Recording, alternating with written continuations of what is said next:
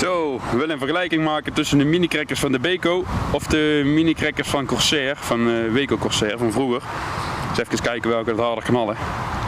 Zo, tot zo dus.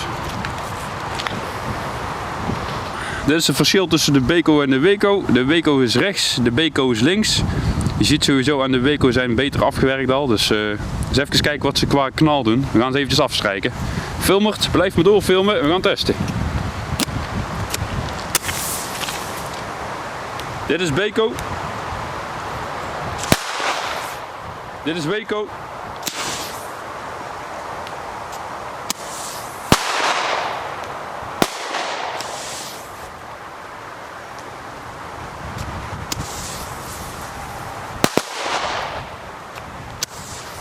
De knallers gaan toch helemaal gelijk op hoor.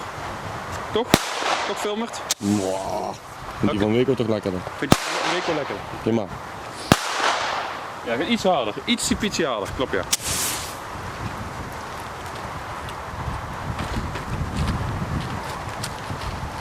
Nou, de stokken die van Weco nog gewoon even door hè. Dan maken we van die van Beko gewoon een mooie hekskring. Ze strijken ook beter trouwens, die van de Weco, dat wel. Oh, een stuk kleed tegen mijn neus aan. Ja? Boah, jong.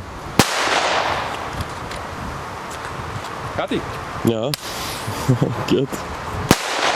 Wil je mijn handen omhoog?